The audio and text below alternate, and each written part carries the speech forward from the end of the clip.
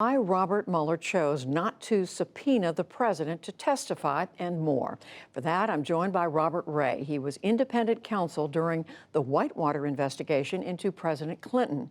And Garrett Graff. He is a contributor to Wired magazine and the author of The Threat Matrix: Inside Robert Mueller's FBI and the War on Global Terror.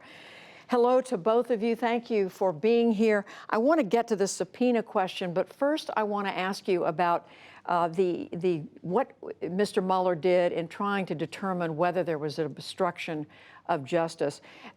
Robert Ray, the investigators, including the special counsel, clearly spent a lot of time looking at what the president did, and we learned that he asked on a number of occasions people who work for him, the White House counsel, other advisors, to go and either ask the Attorney General to resign, to step down, or to stop the work that he was doing, to try to get Mr. Mueller to stop what he was doing. How do we read that, and how do we read that as not obstruction?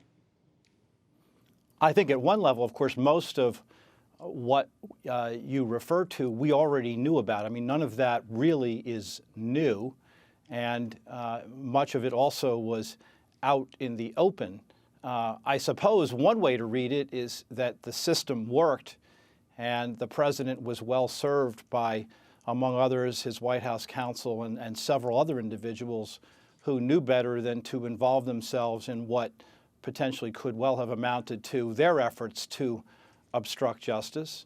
And, I think we depend in a democracy and an executive branch where, while the president is the head of the executive branch, we, in that democracy, depend on the fact that the people who are in positions of authority and surround themselves with the president ultimately do the right thing. And in many instances, I think what we saw is that that's exactly what happened.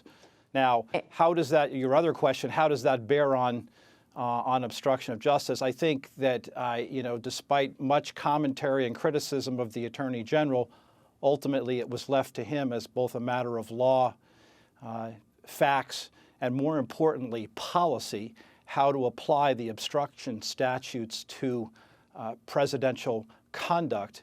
And it was his determination, in conjunction with the Deputy Attorney General and after consulting with the Office of Legal Counsel, that there was insufficient evidence to establish that the crime of obstruction of justice against the president had been committed. But I believe that's a final determination. It's certainly a final determination as far as the Department of Justice is concerned. Garrett Graff, you're shaking your head, and I want you to respond to that, but I also want you to respond to Robert Ray's comment that the system worked because the people around the president refused in these instances to carry out his orders.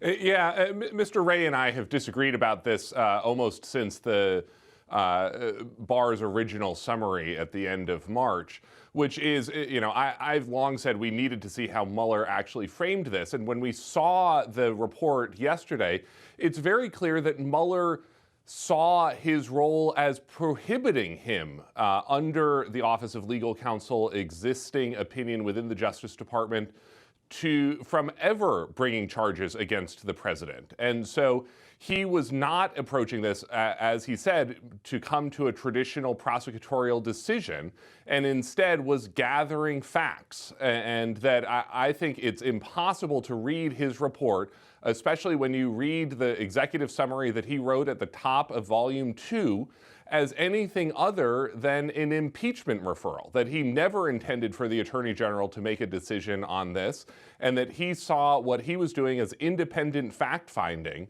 that in a situation where he couldn't bring charges. And in fact, he sort of goes out of his way to explicitly say he does not exonerate the president, and that this is...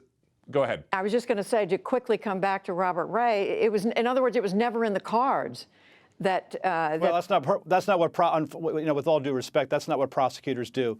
Prosecutors are not independent fact gatherers. That's what prosecutors do in dealing with the president. No, they don't. What prosecutors do, I've been one, so I can tell you, and particularly what independent counsel and special counsel do, is they gather evidence, as all prosecutors do, in order to determine whether or not there's a case and whether or not a crime has been committed and whether or not it's worthy of prosecution. That's what they do. Now, in the regime that we are now in with the demise of the independent counsel statute post-1999, this is the first time where we have proceeded down and traveled down the road of the special counsel regulations. And I respectfully disagree also with the notion that this was simply an impeachment referral. That's baloney. There's no mechanism for an impeachment referral by the special counsel as distinguished from the independent counsel statute. And ultimately, it was the Department of Justice's call because, after all, under the special counsel regulations, the special counsel authority derives from the Attorney General of the United States. All right, Garrett Graff, I want you to respond, and then I quickly come back to my earlier question. Go ahead. I think that's just not what Robert Mueller says, that he doesn't say that he's leaving it up to the Attorney General. And I think this is going to be obviously the first question that he's going to face when he goes up to Capitol Hill to testify, presumably sometime in May. And Garrett Graff, the earlier point that Robert Ray made about the decision by the people around the president not to carry out his orders, whether it was to fire, to get Mr. Mueller fired or to fire Secretary or Attorney General Sessions. How do you read that? Was this a case of the system working? Well, the system worked to a certain extent, yes, in that the staff didn't carry out orders that could end up causing criminal jeopardy in the obstruction case. However, the criminal federal standard for obstruction of justice includes the word endeavoring. This is a situation where even simply attempting to obstruct justice makes you guilty of doing so.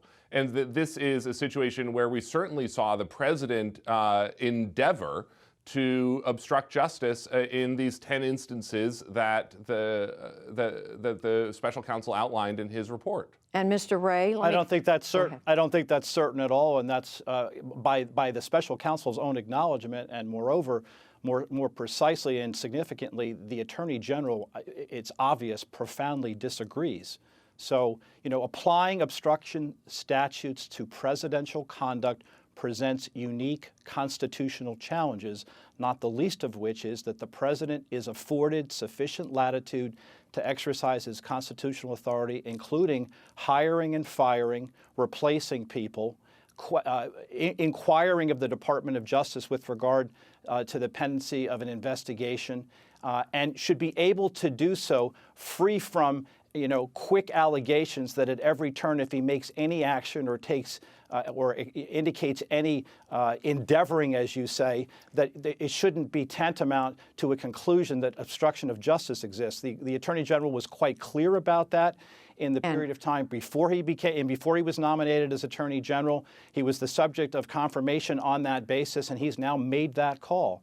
To suggest that somehow or another that was an easy determination and that there's clear endeavoring here, I think is belied not only by the report, but obviously by the Attorney General's findings and now conclusion of that investigation. Garrett Graff. Well, again, in the endeavoring, and this is, again, all in the criminal statute and it's written out in Mueller's report, that mere idle speculation doesn't rise to the level of endeavoring, but that specific acts that could cause substantial action do. And so that's certainly saying to your White House counsel, fire the special counsel, telling your Attorney General to unrecuse himself so that he could take control of the probe back from the acting Attorney General. Those certainly could arguably be the cause or cause of obstruction.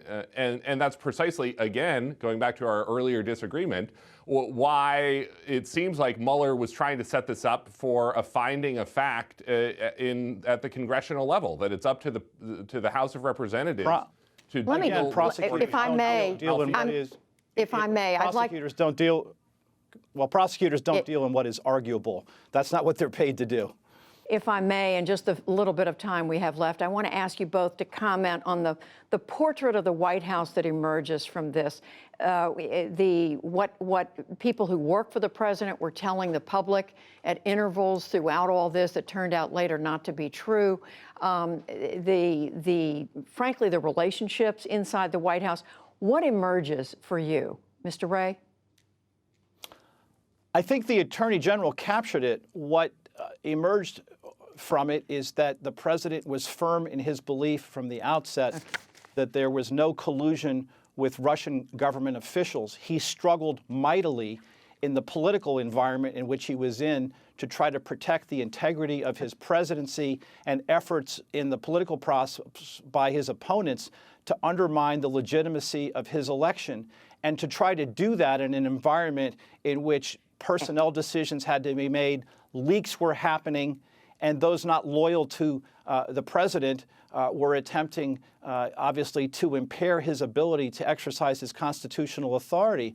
Garrett And, he made decisions, one of which was to fire the FBI director because he found him to be disloyal, and he also suspected, probably rightly, with the benefit now of hindsight, of leaking to the media damaging information that frankly furthered a narrative that at the end of the day Robert Mueller concluded, based upon evidence, was not sufficient to sustain or establish, for that matter, Russia collusion. Garrett Graff, if we could just, that's a substantial determination. I'm sorry to interrupt, but we're almost running out of time. Garrett Graff, could you respond? Thank you.